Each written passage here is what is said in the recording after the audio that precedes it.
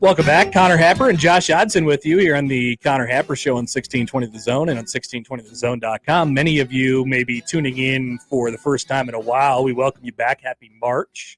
I declared 2 days ago that I liked basketball more than football. Where were you people then? Just to update you on some things that are going on in the show. Also, we're giving away a Vegas trip, and that's good.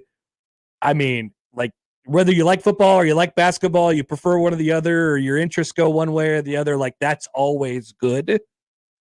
Vegas, so always good. I would head to 1620thezone.com, get signed up, and then you could be notified when we actually, like, you know, once in a while during the off season of football, we'll like have a good segment.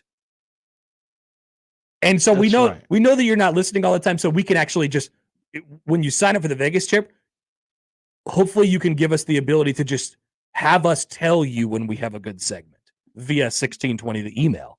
We'll tell you when we're good, when we're on it. Yeah. Inevitably, there's one good thing that happens like a week at least. And we'll just tell you about that. It's a really great way to stay updated if you're not 6A, 6P during the off season. It's a very fine email. You could be a part of it.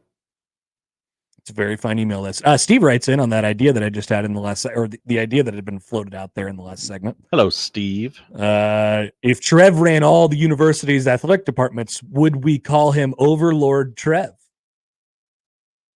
Sounds like another potential meme for Josh. Yeah.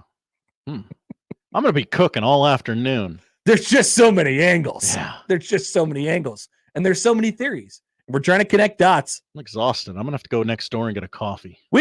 So now it's a really important moment in our show, Josh, because I feel like we've exhausted a lot. We have talked about it from all of the angles potentially possible. And so now is the question of, do we want to spend the last half hour not talking about it, or do we just finish the marathon? Like we're at 20 miles right now in a 26.2 mile race. Do we just get to 26 regardless of how good it is? I would love. Do we walk to the finish line? I would love to talk about anything else, but this is kind of it. That's not why people are here for the first time since football season ended or something like that. That's not why people are taking a long lunch today. There's some expectations on us right now. Let's finish the marathon, Connor. Okay, we'll walk it home. Hold my hand. You'll have to feed me some pasta at the end of it, like Michael Scott in the Fun Run. Josh, what do we do? Oh, Josh just puked again in the trash can. It's very sad. Tiger Shark Diver. Hi, Tiger Shark Diver. Gives this one this nice little image for our brains. How does Aggie Yeller Trev sound to you? That's the other thing about this. Like, Texas A&M is of cult. That's right. People forget? How can we reconcile this to ourselves if Trev Alberts becomes cult man?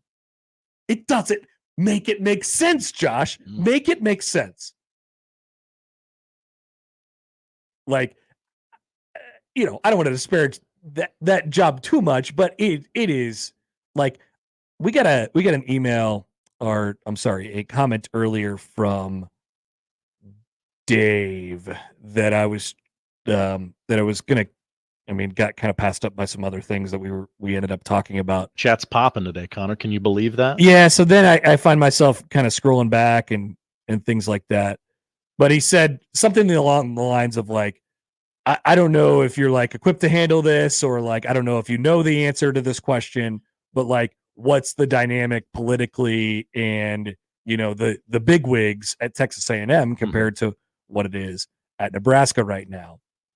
Can I handle it? I'll try. Do I know the answer? Not really.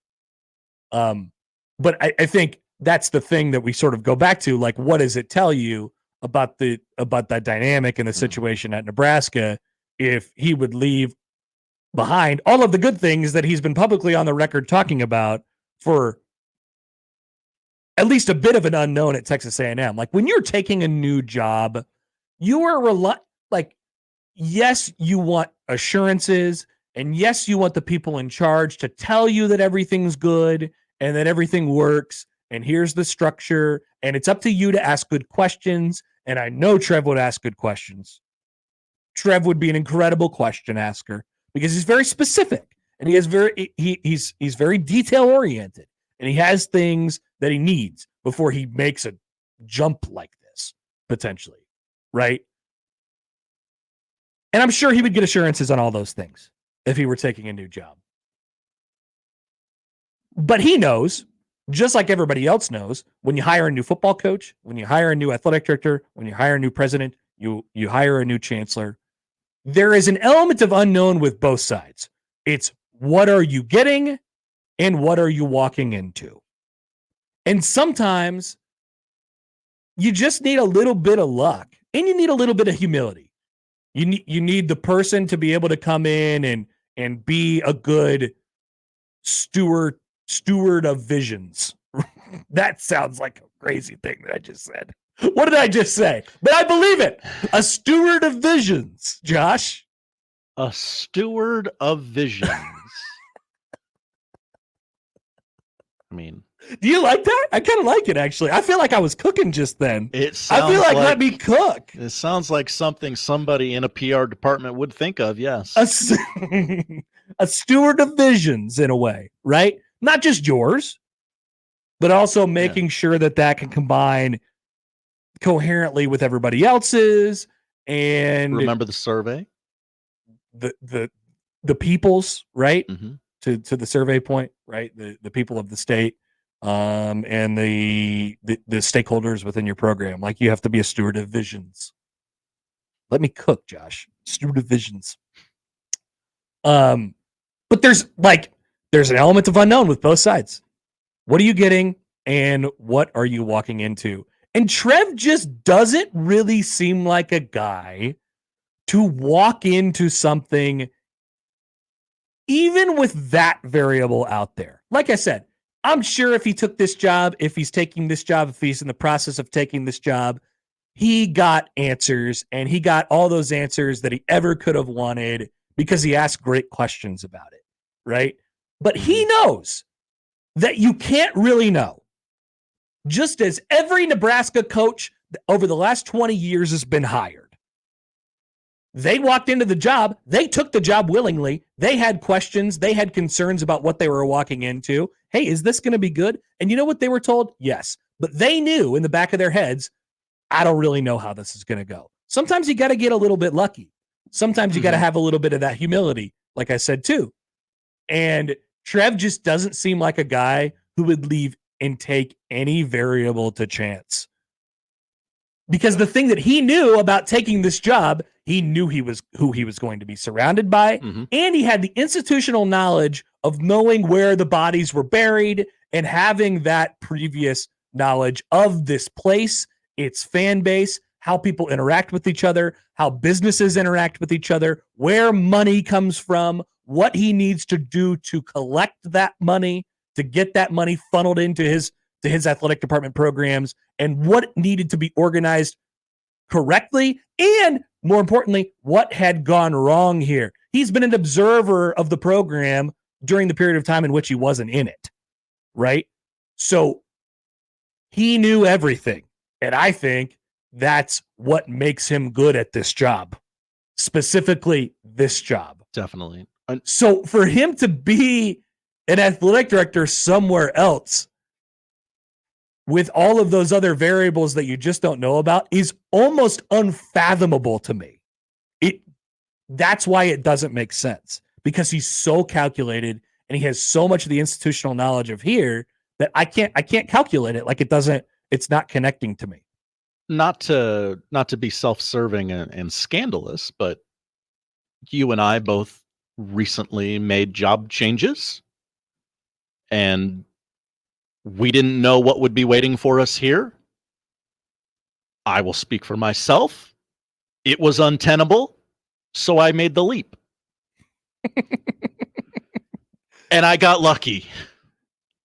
Josh, I feel that way. I'm so glad you said that, because I feel that way every day. We met each other yes, 5 days before we started this show. Yes. I had never done a 4-hour solo show daily. I'd done some solo shows before. I always consider myself as a person who works better with a producer and a person next to me to bounce ideas off of. And I like to create the show based on that person's interests and wants and needs. And I still do that to an extent to you. So it's a totally foreign territory that I'm walking into in a slightly different environment, in a different town, and all these different things. And the fact of the matter is, why this has worked, or at least I think it's worked. People tell us that it works. I don't know. It's your favorite sports show's favorite sports show. It's because simply we got lucky.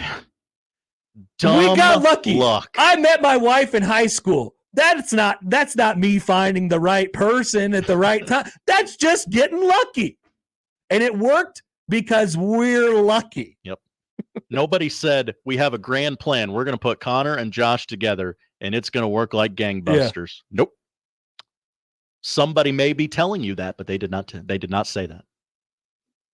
Dumb luck.